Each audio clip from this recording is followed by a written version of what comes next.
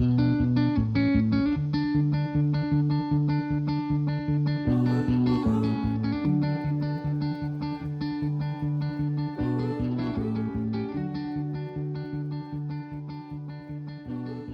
think that exercise, I think when I realized when you started at the small amounts, so $1, $10, $100, it's really about like what can I do for myself? What can I go buy a candy bar for $1? Probably not, but like I'm gonna at least try. What am I gonna do with $10? I'm going to Chipotle. But once we get past like hundreds, $100, $500, $1,000, it's really like how can I help those around me? It goes back to my core belief of like as we are climbing the salary ladder, how can I use that money to affect more people, right? Because it's more than just about me, right? At $1, it's just about me. At $10, it's just about me. But at $100, then I can start saying, oh, like I can go to dinner with a friend and pay for them, or I can give to an organization that's trying to meet a fundraising goal. At $1,000, I can pay for someone to be bailed out of jail, right? We can pay to a bail fund, or we can give to a shelter, or like buy things to support folks that are living on the streets. Like there are things that we can do as we gain more money, and so I think that is the perks of that exercise. So I think that before I went to divinity school, like I mentioned, money felt like an evil object. I would regularly misquote the scripture from First Timothy of, oh, money is the root of all evil. And obviously I know what the scripture says now, and all the, there's a lot of different ways that you can interpret it, but I definitely, before divinity school, I thought like, oh yeah, this is bad. If you have a lot of money, that means you're a bad person. And, even when I was, coming into divinity school, like I was very like, and still, I mean, I still am anti-capitalist, but I definitely had kind of like a narrow view of what it meant, I think, to be someone with those values living in a capitalist society. I think I just always viewed that these things are incompatible. And so I should be maybe striving to have less money, downward mobility, like sort of like a, more like radical politics sort of thing, which I'm not super. I'm a little bit more distanced from that now, just due to some critical thinking, which I did gain through my graduate theological education. I learned critically, how to critically think not only about theology, and biblical scriptures, and things like that, but also about social movements, how to create pathways to build wealth in a capitalist society with marginalized folks. Like I learned a lot about at Vanderbilt about how building wealth is critical in marginalized communities to be able to get out of poverty as it stands now. Like we can we can keep working for, overthrowing a capitalist society, but right now that's where we live. So how are we going to help folks thrive now? So I've been thinking a lot about that ever since I was at Vanderbilt. And I think now, so I graduated Vanderbilt 2016. I then went on to do more graduate theological education at Eden Theological Seminary that I just finished last year. And so with all of that sort of work and graduate theological education, I think now my views are definitely different. I don't necessarily think that my biblical studies and theology have impacted my relationship with money, but I do think that my relationship with money now informs my ethics.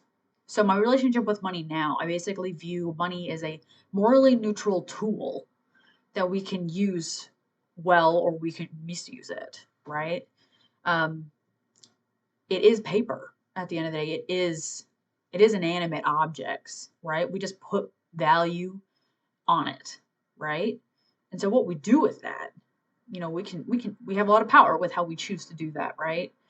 I do believe that more budgets are a moral document, and that includes my personal budget, right? Not just institutional budgets. And I do believe that ideally I should use my money in such a way that helps me help others, right? So for me, when I pay off debt, or plan for my future or something like that, like I don't view that as a selfish activity. I view it as something that if I can liberate myself more from the yoke of oppressive interest rates and debt and stuff like that, that helps my community because then I am freeing up money later on down the line that I can redistribute in my community.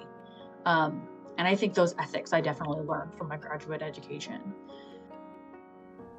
in one sense, it allows me to see how different people use it, because this is a communal space, this program is, and so a lot of people get to share about what they, how they use, how they view, how they feel about money.